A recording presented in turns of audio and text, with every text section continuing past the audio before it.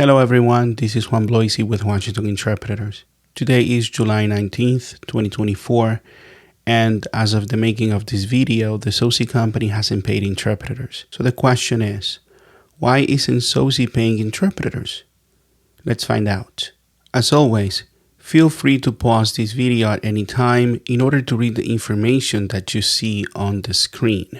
If you remember this email from February 12th, earlier this year, L&I promised many things with this new company. They said that SOSi would assist L&I in achieving many things, including improving access to high-quality interpretation services and ensuring that language access providers are paid accurately and promptly.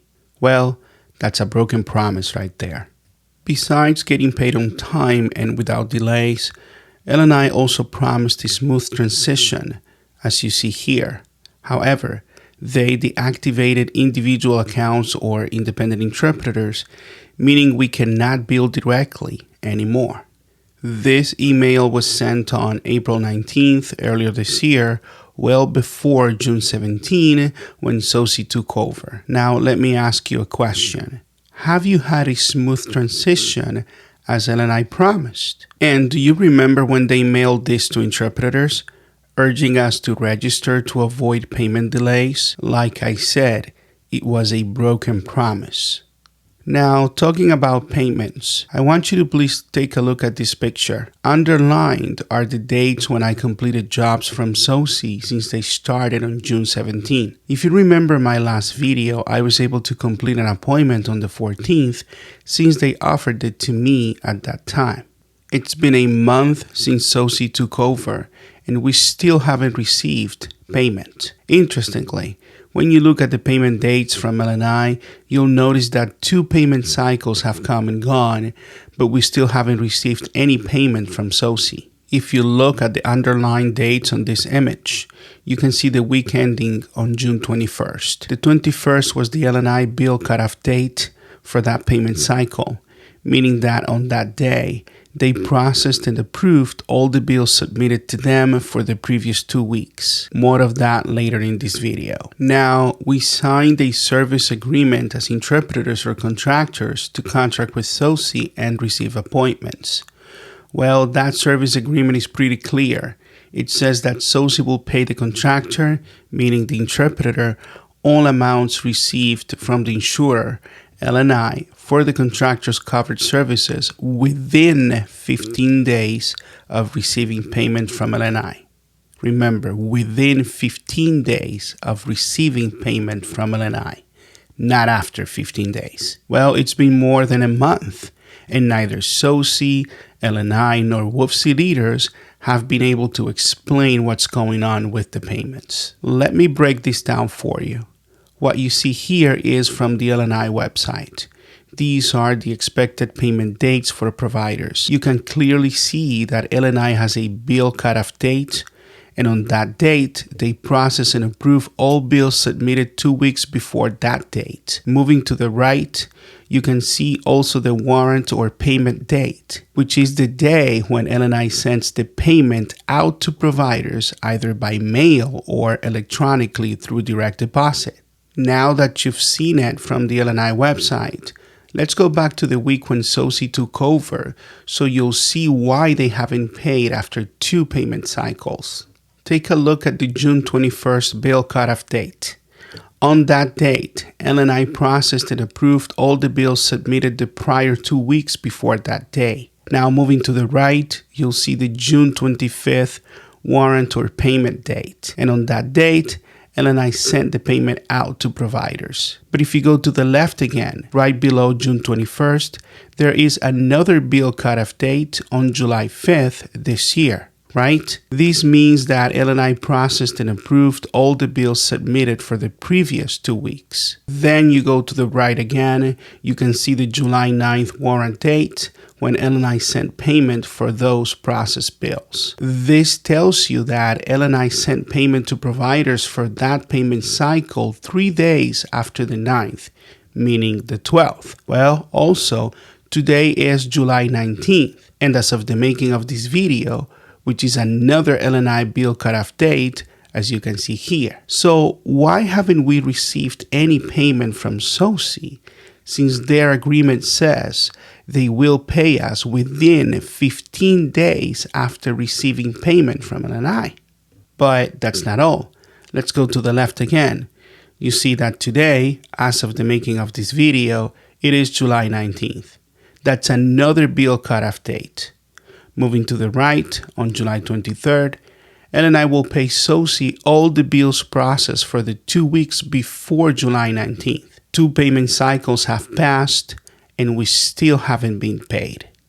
Again, take a look at the jobs I completed from SOSi before the June 21st bill cutoff date. LNI paid those jobs on June 25th, but I'm still waiting to get paid. That is the situation we're all in.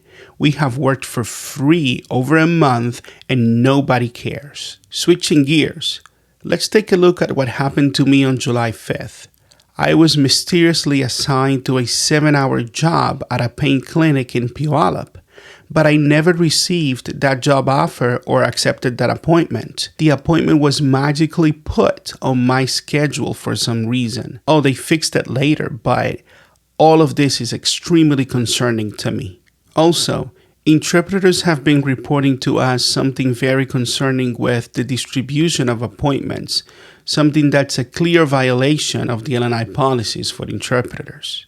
As you can read from this page, providers can use the same interpreter for multiple visits, meaning a preferred interpreter. However, that's only allowed for specific appointments like crime victims, mental health appointments, and pain management or brain injury programs. The problem is that many interpreters are now calling SOSi asking to be assigned to specific jobs. These interpreters call SOSi to give them the job number for the appointment they want to be assigned to. The appointments that these interpreters are calling SOSi to be assigned to do not fall under the preferred interpreter category. No, they're calling to be assigned to work rehabilitation appointments, doctor appointments, physical therapy appointments, and so on. Take a look at this. I received this email thread from an anonymous source. Let's start from the bottom.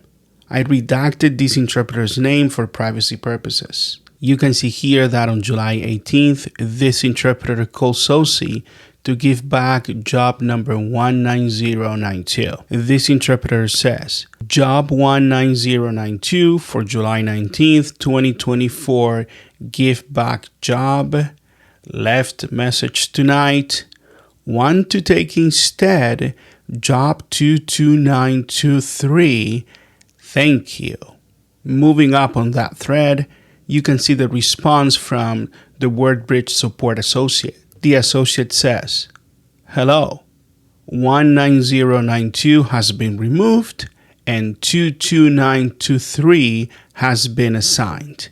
Now, I don't need to tell you this is a clear violation of the LNI policies, and I am not going to comment on these interpreters' behavior. They know what they're doing, but according to the many sources that have contacted me, this has been happening since SOSi took over last month. You see, this is tough for me because I really want this company to succeed. I want to have a good system where we could have a lot of jobs and be paid on time, but so far it's not looking so good.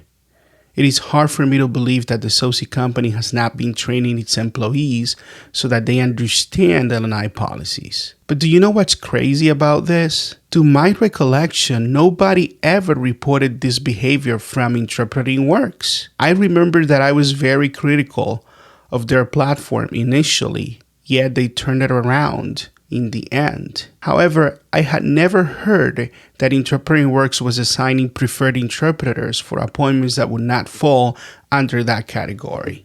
Speaking of Interpreting Works, do you think that SOSi is better than Interpreting Works? Well, with SOSi, we do not have a streamlined process for checking in and out of appointments so far. 2 payment cycles have passed, and we haven't received any payments. It's been over a month already. This SOSi system doesn't update frequently, and there have been double bookings and overlaps. You can also see now that SOSi customer service associates assign preferred interpreters to appointments that do not qualify for that criteria. And as of today, July 19th, 2024, we still do not have an appointment reject button, meaning that we still have to call or email SOSi whenever we have to return an appointment or give a job back. And you can only accept appointments on the portal or the app, which is a problem when you're working. As you remember from the beginning of this video, you saw the images and the emails from L&I. They promised a smooth transition, but this hasn't been smooth at all.